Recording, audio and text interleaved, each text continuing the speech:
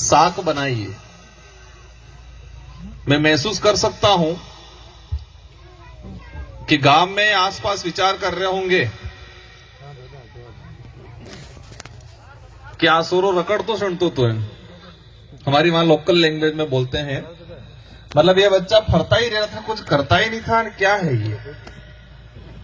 कुछ लोग जीवन में पैसा कमाते हैं, कुछ लोग इज्जत और नाम कमाते हैं, पहचान कमाते हैं। जीतू भाई ने दूसरा कुछ कमाया नहीं कमाया वो तो नहीं पता, लेकिन एक पहचान और नाम जरूर कमाया। इसी वजह से आज हम सब यहां पर मौजूद हैं। और उनके पिताजी के लिए और उनकी माताजी के लिए और पूरे परिवार के लिए, पूरे गांव के लिए आप सबको आज लग रहा होगा, और मुझे जाते भाई और भी चुपके चुपके से शादी कर रहे हैं, ऐसा लग रहा है। चुपके चुपके से कर रहे हैं। इनका जितना जो फ्रेंड सर्कल है उनको कई लोगों को क्या लगभग 70% लोगों को नहीं पता है। हमारे डूंगरपुर में भी लगभग 3-4 जनों को ही पता है हमको। शायद वो सबको पता होता, भले निमंत्रण नहीं पहुंचता, लेकिन कई लोग आते। शायद ये टेंट तो ठीक है, लेकिन आसपास की जो जगह है वो भी कम पड़ जाती। वो रीजन क्या है? आज हमारे बीच में कई वरिष्ठ लोग बैठे हुए हैं, कई अधिकारी वर्ग हैं, कई जनप्रतिनिधि हैं, कई अभी बता रहे थे धर्म गुरु भक्ति गुरु थे। हमारे आदिवासी एकता परिषद के दादा अशोक जी हैं, उनकी पूरी टीम है, मध्य प्रदेश से हैं। पंचायत समिति सदस्य हमारे मेघवाल जी हैं। सभी समुदाय के लोग हैं ये। और मैं वापस संचालक महोदय को, मुझे वही फीलिंग वापस आ रही है कि हम शादी में वो आप जो बता रहे थे वही, क्योंकि वो कहते हैं कि हमारा एक वो स्पीच का वो नशा रहता है, तो शायद शादी समारोह में कभी भाषण नहीं दिया, ऐसा लग रहा है मुझे। शायद आज पहला अवसर है, तो मैं इस अवसर पे सिर्फ शादी पे ही बात करना चाहूंगा। कहना तो बहुत कुछ है इस इलाके के लिए, बहुत कुछ लिमिटेड चीजें बोलेंगे। और आज हमें खुशी भी है और थोड़ी तकलीफ भी है और दुख भी है। खुशी इस बात की है कि जीतू भाई शादी कर रहा है, और दुख इस बात का है कि शादी के बाद पहले की तरह रहेगा कि नहीं रहेगा, कहीं बदल तो नहीं जाएगा। बिदड़ो वो कहते हैं कि दुल्हा वोर बनी गयो, लाड़ी आवी गई, तो से आदमी चेंज थी गयो, थोड़ा परिवर्तन थी गयो, तो वो थोड़ा डर भी है हमको थोड़ा। तो मैं आ रहा था, रास्ते में पूछा था भाई कैसे है मामला, तुम्हारी नकेल उनके पास रहेगी कि उनकी नकल तुम्हारे पास रहेगी, कैसा है मामला? मतलब नकेल जो नहीं डालते नाथ, लगाम। मैंने कहा भाई कैसा है मामला आगे? तुम्हारी नाथ उनके हाथ में रहे ऐसा तो नहीं है पूरा हमारे फिर दर्शन ही दुर्लभ हो जाएंगे कहीं। तो खुशी भी है और हालांकि दुख तो नहीं है, कहने की बात है, लेकिन फिर भी हम एक सोचते हैं मन में कि कैसा है। इनके अंदर एक सामाजिक भावना है, एक जुनून है कि समाज के लिए किस तरह से समाज के आने वाली पीढ़ी को बेहतर जीवन दे, हक अधिकार के लिए लड़े, समाज में जो कुरीतियां हैं, कुछ कमियां हैं, उसको कैसे सुधारे। इनके अंदर एक जुनून है, और शायद उसी जुनून की वजह से उनके 2 छोटे भाई बहन थे, वो शादी हो गई, अब उनकी हो रही है। अगर वो जुनून नहीं होता तो शायद इतनी पहचान नहीं होती। या जो पांडाल में जो धन है, हम सब जो आए हैं अपना अमूल्य समय निकाल के, वो नहीं आ पाते।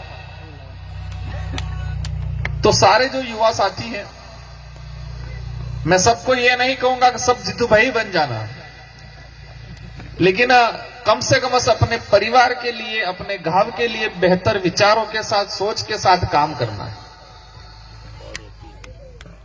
कि हम समाज में कुछ कुरीतियां हैं, कुछ कमियां हैं, समाज के हक अधिकार हैं, समाज का जो कल्चर है, समाज का अस्तित्व है, इतिहास है, उन सब पे हम कैसे काम करें ताकि आने वाली पीढ़ी को एक बेहतर जीवन दे, मजबूत जीवन दे।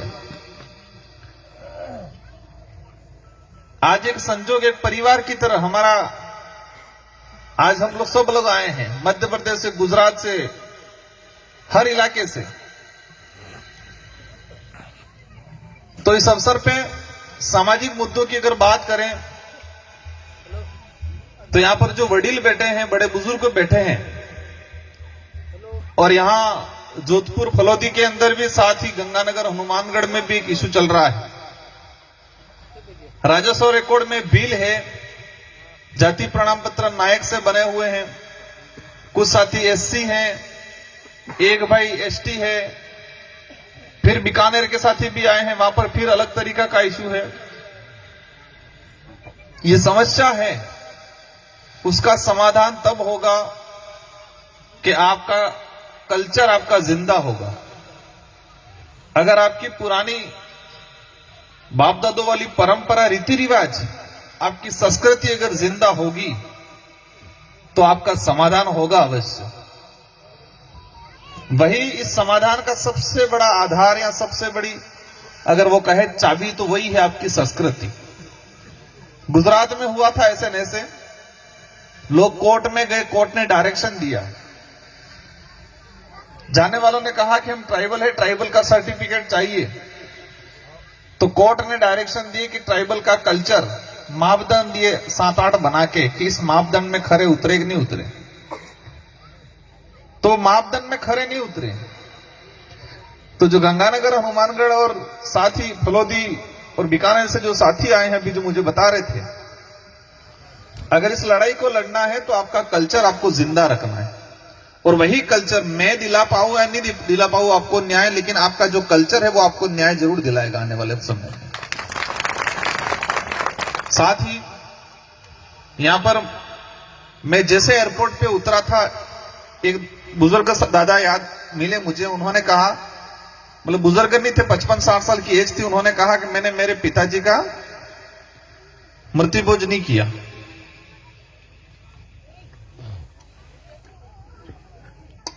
एयरपोर्ट से जैसे उतरा मुझे बताया। क्यों बताया होगा उन्होंने? कि मैंने कुछ ताने मारे होंगे पहले आके। यहां इस इलाके में कैसे मुझे नहीं पता, लेकिन आसपास सुना है 5-5 लाख, 4-4 लाख मृत्यु भोज में इतना खर्चा हो जाता है। 5-5 लाख, 10-10 लाख। और कंपटीशन, इंसान तो अपनी जान से गया, वो प्रकृति में विलीन हुआ कि स्वर्ग में गया कि नरक में गया, वो तो मुझे नहीं पता। लेकिन जो पीछे जिंदा है उसको क्यों खत्म कर रहे हैं हम? पूरे परिवार को क्यों खत्म कर रहे हैं? जमीनें बेच के मृत्यु भोज। तो मैं काफी कार्यक्रमों में, क्योंकि मैं विधायक था इससे पहले से लगा के, मैं 2017 से इलाके में आना स्टार्ट किया और विधायक था, उस दौरान भी 3-4 बार आया। तो मैंने इस चीज को लेके कई बार कहा था, और मैं ही नहीं, कई ऐसे लोग होंगे, सभी साथियों ने, जो वरिष्ठ लोग, जो समाज में काम करने वाले, जो इस बात को समझते होंगे, इसका नुकसान क्या है उसको समझते होंगे, उन्होंने भी ये बात बोली होगी। और मैंने भी एक बार कड़वी बोली थी। मैं जैसे एयरपोर्ट से आया तो मिलते ही उन्होंने कहा, मैंने मेरे पिताजी का मृत्यु भोज नहीं किया। समाज ने, थोड़ी परिवार वालों ने गालियां जरूर दी, लेकिन मैंने नहीं किया। तो मैं उस भाई को धन्यवाद देना चाहूंगा पूरे मंच के माध्यम से कि आपने शुरुआत की है। बिल्कुल खत्म कर दो ये नहीं कह रहा हूं मैं, क्योंकि फिर आप कहोगे, एक तरफ कह रहे हो हमारी संस्कृति बचाने का, परंपरा बचाने का, और दूसरी तरफ कह रहे हो मृत्यु भोज बिल्कुल खत्म कर दो। अपने उधर भी करते हैं, गुजरात में भी करते हैं, महाराष्ट्र में भी करते हैं, मध्य प्रदेश में भी करते हैं, लेकिन खर्चा नहीं करते इतना।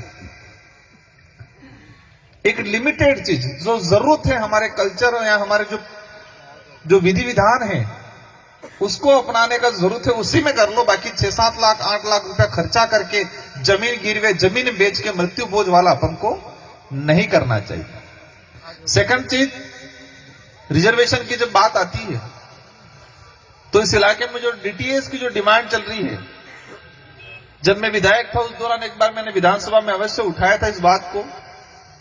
आप सभी मिलके, क्योंकि अभी दो रास्ते हो गए, पहले डीटीएस का था, अब ये सुप्रीम कोर्ट का जो जजमेंट आया कोटे में, कोटा वाला, तो दो अलग अलग लाइनें चल रही है। तो बैठ के आप सही डिसीजन कर लो कि हमें कौन सी रास्ते पे चलना है, कौन से रास्ते पे चलना है और उस लड़ाई को कैसे लड़ना है। और उस लड़ाई में आप सब बैठ के डिसीजन कर लेना। उस लड़ाई में हमारी ओर से जितना हो सकेगा इतना पूरी मदद करेंगे आपको इस इलाके की। क्योंकि मेरा जो मतलब मुझे जो समझ में आता है, या मेरा जो मतलब कहे कि मेरा जो तर्क है, मैं वो उस समय बोला होगा, लेकिन मैं अब नहीं दूंगा। आप डिसाइड करना कि डीटीएस का जो है वो उसी को लेके चलना है, या सुप्रीम कोर्ट वाला है उसको लेके चलना है, या दोनों को छोड़ के नया रास्ता, सस्ता मतलब ये आसान रास्ता क्या है उस क्या लेके चलना है। पूरे जो डीटीएस हमारे जो इलाके जालोर पाली से लगा के गंगानगर तक के जितने जो साथी हैं, आप सब मिलकर डिसाइड कर लेना है कि हमें किस रास्ते से चलना है। क्योंकि कई लोग रास्ता दिखा देते हैं लेकिन उलझन वाला दिखाते हैं, जो कभी मंजिल पे नहीं पहुंच पाते हम लोग। और हमारा समाज उस रास्ते में भटकता भटकता ही अपना जीवन व्यतीत कर देता है, पूरी जिंदगी निकाल लेता है, और आने वाली पीढ़ी भी फिर उसी रास्ते पे चलने का काम करती है। मैंने कह दिया इस रास्ते पे चलो, अच्छी बात है, राजकुमार को आप फॉलो करते हो, आप मानते हो, आपका मैं बांसवाड़ा से सांसद हूं, लेकिन एक बार सोचना है कि हाँ सही बता रहा है कि नहीं बता रहा है आदमी। मैंने कह दिया उस पे चलना है तो आंख बंद करके नहीं चलना है कभी। आप मुझे मानते हो अच्छी बात है, लेकिन एक बार ये जरूर सोचना है कि सही में गलत है रास्ता का नहीं है, सही है कि नहीं है, थोड़ा तर्क वितर्क करना है। चौथे नंबर की बात, एक आता रास्ते में मैंने सुना था, वो जो महाराज जो आए थे शायद मैं अभी निकल गए, मैं कुछ महाराजों को बहुत दिल से पसंद करता हूं, कुछ को मैं जोरदार बोलता भी हूं, खतरनाक भयंकर वाला बोलता हूं मैं, लेकिन ऐसे लोगों को मैं सलाम करता हूं, प्रणाम करता हूं कि ये लोग एजुकेशन पे काम कर रहे हैं, लाइब्रेरी खोल के दी है, और ये सुना है कि 4, 5, 10, 15 लड़कों को आरएस की तैयारी करवा रहे हैं। इनके लिए आर्थिक सहायता कर रहे हैं महाराज। मेरे हिसाब से सबसे बड़े गुरु वही हैं कि जिस क्षेत्र में रह रहे हैं, जिनके उनके भगत अनुयायी हैं, उन भक्तों के बच्चों को नशे से दूर रखने का, उन भक्तों के बच्चों को शिक्षा के रास्ते पे चलने का और आरएसआईएस की तैयारी कराने का अगर वो सहयोग कर रहे हैं, तो मेरे हिसाब से इस इलाके में इनसे बड़े महाराज कोई नहीं हो सकते। यही भगवान है मेरे हिसाब से, ऐसे लोग ही भगवान होते हैं। मैं इस रास्ते पे ज्यादा नहीं चलने जा रहा अभी, क्योंकि फिर क्या गाड़ी आगे चल जाएगी तो कुछ और ज्यादा आगे चली जाएगी। तो इन्हीं शब्दों के साथ पुनः आज इस शादी के अवसर पे हमारी माताएं बहनें, जितने जो बाराती, अपन सब बाराती आज यहाँ, कोई अतिथि, कोई नेता, कोई वरिष्ठ कुछ नहीं, हाँ है ठीक है थोड़े बहुत, लेकिन आज सब बाराती है। अपन हम बारात में जाएंगे, शांतिपूर्वक जाएंगे, और शांतिपूर्वक आराम से जाना है, कहीं भी भीड़ भाड़ हो इधर इधर नहीं होना है, और किसी प्रकार का नशा पत्ता नहीं करना है। अब इधर बारात का क्या ट्रेंड है मुझे नहीं पता है, तो कई जगह बारात में ट्रेंड रहता है कि बारात में जाओ तो टाइट, मतलब थोड़ा कड़क होके जाओ, तो अपने ये कड़क होके अपन को नहीं जाना है, शांतिपूर्वक जाना है, अनुशासित होके जाना है। अपने संस्कृति, अपने परंपरा जो गीत होंगे, मैं यहां पर आया हूं, मैंने कोई गीत सुना नहीं है। गाते हैं? महिलाएं गाती कि नहीं गाती है? हाँ, तो मैं आया तब से मैं विचार कर रहा हूं, कोई गीत नहीं गा रहा, हमारे जोरदार जोरदार गीत गाते हैं। गीतों में बहुत कुछ ताने भी मार देते हैं, गालियां भी दे देते हैं, पूरा उतार देते हैं। तो यहां पर भी गालियां मत देना, लेकिन थोड़े बहुत जरूर सुना देना। इन्हीं शब्दों के साथ धन्यवाद, आभार, और जीतू भाई को पुनः शादी की हार्दिक शुभकामनाएं। और शायद कहीं सुन रहे होंगे तो मैं उम्मीद करूंगा कि पहले वाला जो जीवन था थोड़ा सा कम करना, लेकिन बिल्कुल खत्म मत कर देना। बहुत बहुत शुक्रिया आदरणीय सांसद महोदय राजकुमार जी। एक बार जोरदार तालियां बजाएं राजकुमार जी के लिए। पुनः आपका बहुत बहुत आभार। एक यहाँ पर वर्तमान सरपंच साहब भी और पूर्व सरपंच साहब दोनों को धन्यवाद देना चाहूंगा। आपने यहाँ छोटी मोटी व्यवस्था कराई, उसके लिए पुनः मेरी ओर से धन्यवाद। बहुत बहुत धन्यवाद राजकुमार जी रोत। एक बार पुनः आप सभी का धन्यवाद। एक और ऐसी शख्सियत जिसमें दो चीजें कही, एक दो बार बार कल्चर की बात कर रहे थे। मैं आवाना सिंगाना कहना चाहिए संस्कृति है कि ये अपनो जो पहनावो, अपना कपड़ा, अपनो जैसे चूड़ा हो गया, बंगड़ी होगी, गहनो हो गयो, ये धीरे धीरे विलुप्त हो रही है। टेटो खमीस साफो हमें साफे वाला देखो गिना चुना मिल रहा है, कोई पहरे है तो शौकिया तौर में ये ने कीकर बचाना वे ने ले भी काम करे। एक बार रुक जाए, मैंने आपको पहले बता दिए सेल्फी वाले लोगों सर यही है 2 दिन तक आप यहाँ कोई व्यवस्था व्यवधान नहीं करें, एक साइड में बैठ जाए, वॉलेंटियर लोग ध्यान रखें। अब और आदरणीय राजकुमार जी मैं आपका ध्यान चाहूंगा, ये पूरा क्षेत्र पूरा पश्चिमी राजस्थान एक ही डिमांड लेके चल रहा है, डीटीएस से डीटीएस से। आप चूल्हा चौकी करते हुए माता से पूछोगे, बकरियां चराते हुए गवार से पूछोगे, खेती बाड़ी करते हुए किसान से पूछोगे, या फिर नौकरी पैसा है समझदार कह रहा हूं मैं, मतलब नौकरी करना